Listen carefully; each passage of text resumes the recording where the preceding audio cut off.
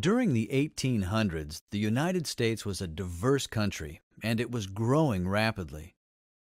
The Louisiana Purchase doubled the size of the United States and opened vast expanses of land for settlement. The Lewis and Clark expedition of 1804 blazed a trail to the west coast.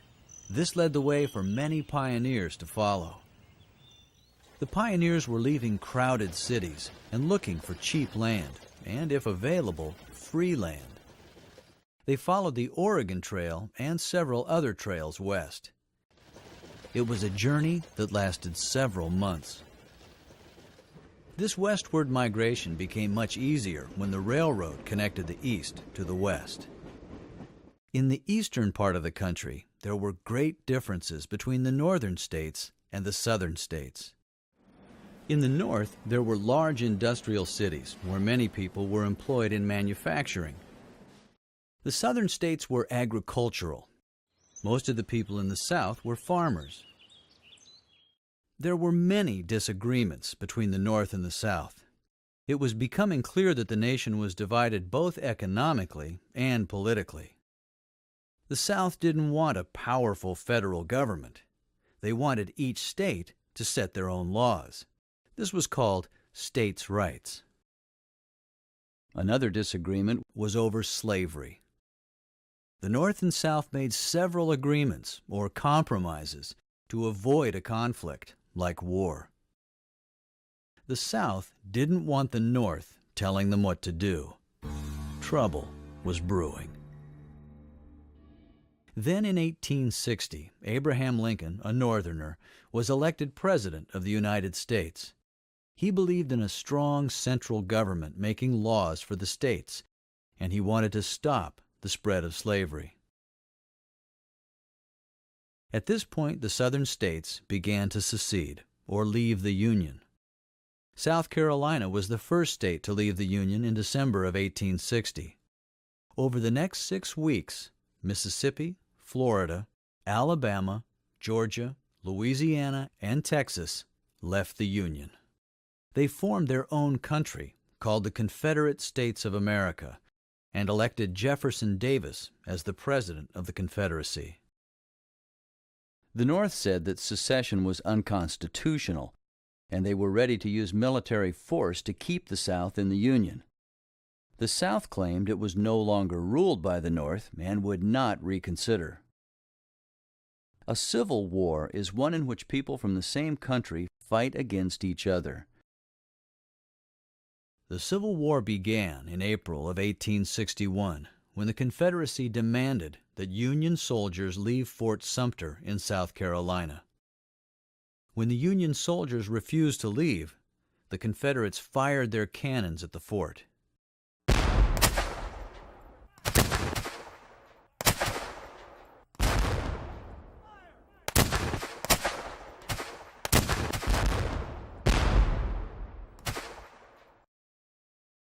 After the Confederate forces captured Fort Sumter on April 14th, Virginia, Arkansas, North Carolina, and Tennessee seceded. For some Americans, it was difficult to decide which side to choose.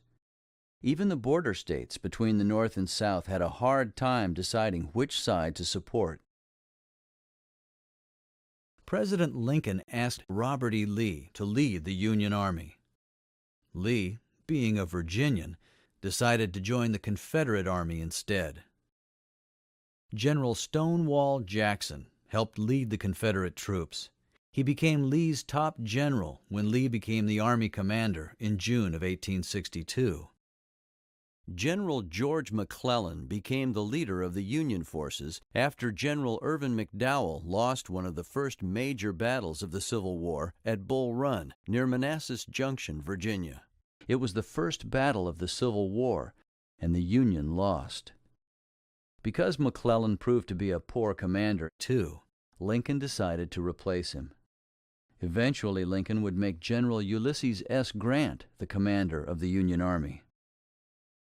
While men were away fighting, many women were working on the farms and in factories back home.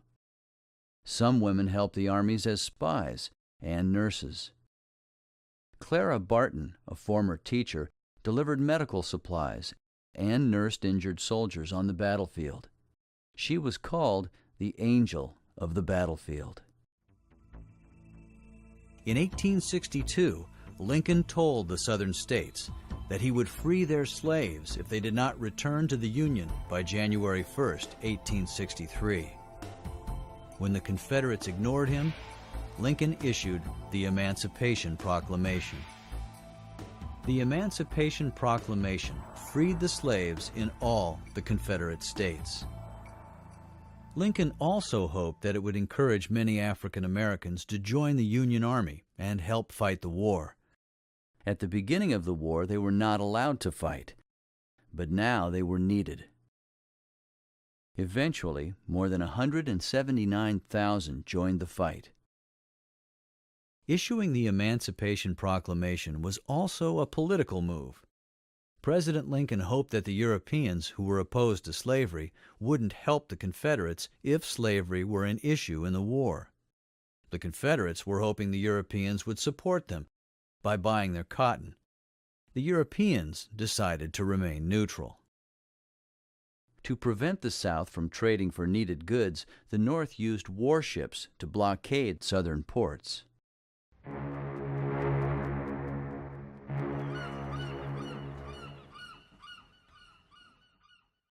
In November 1863, President Lincoln was invited to Gettysburg, Pennsylvania, for a dedication of a national cemetery. Gettysburg was the site of one of the worst battles of the war, with many lives being lost on both sides. It was there that he made his famous speech, the Gettysburg Address. 87 years ago, our forefathers brought forth upon this continent a new nation, conceived in liberty, and dedicated to the proposition that all men are created equal. Now we are engaged in a great civil war, testing whether that nation or any nation so conceived and so dedicated can long endure.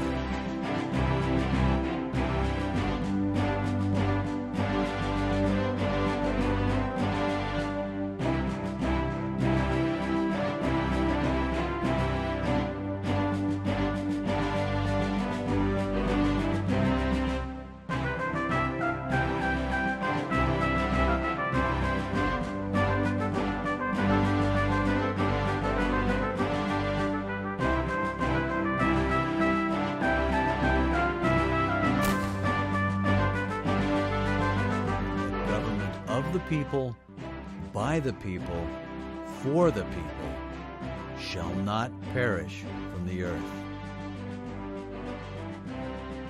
There were many major battles during the Civil War, with two of the deadliest occurring in the North, the Battle of Antietam and the Battle of Gettysburg.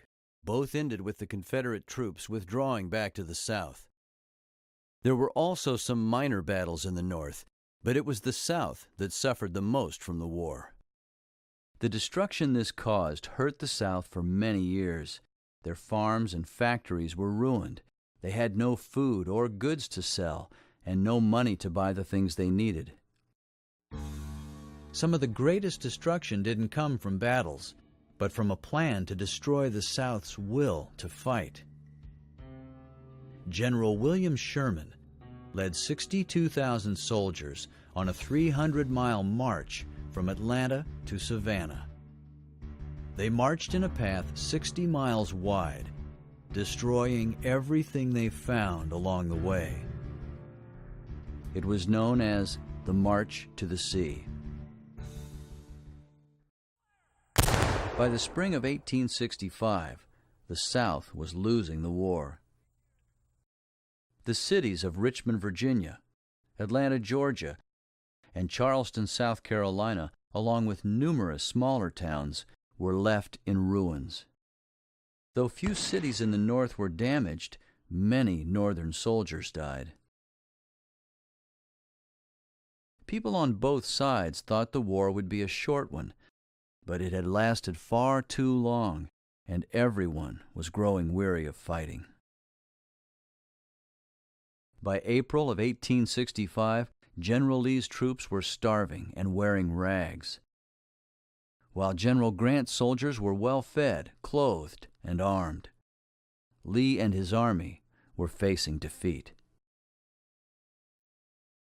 The war effectively ended on April 9, 1865, at Appomattox Courthouse, Virginia, where Lee and Grant met. They shook hands and talked as old friends. Then Lee agreed to Grant's terms of surrender.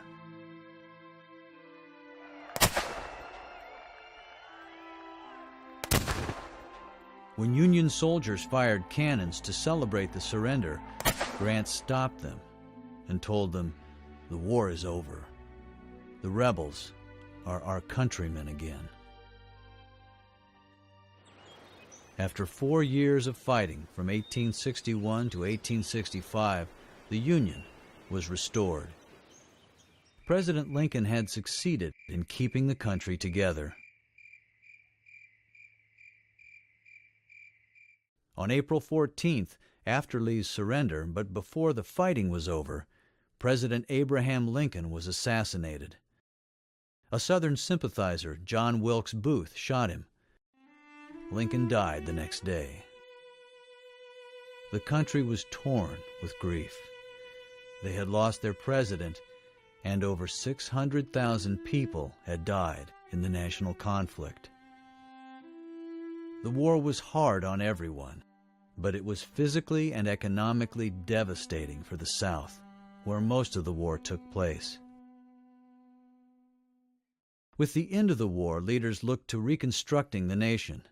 The Congress passed acts establishing military rule over many Southern states until new governments were formed. The Congress also passed 3 amendments to the Constitution. The 13th Amendment made the Emancipation Proclamation law, and slavery was prohibited throughout the United States. The 14th Amendment promised equality to all citizens. The 15th Amendment granted every American male citizen the right to vote, regardless of color. Education, which had not been available to slaves, was now an option. Schools were opened and thousands came, eager for the opportunity to learn. But life wasn't different in many other ways. The problems of integrating the freed slaves into Southern life existed for many years. They were no longer slaves, but they were not yet treated as equals. Segregation and discrimination replaced slavery as a Southern way of life. The Civil War made the federal government much more powerful than each independent state. More importantly, it changed the way people viewed the country. People no longer saw it as a group of states making up a country. They now saw a union of states forming a nation.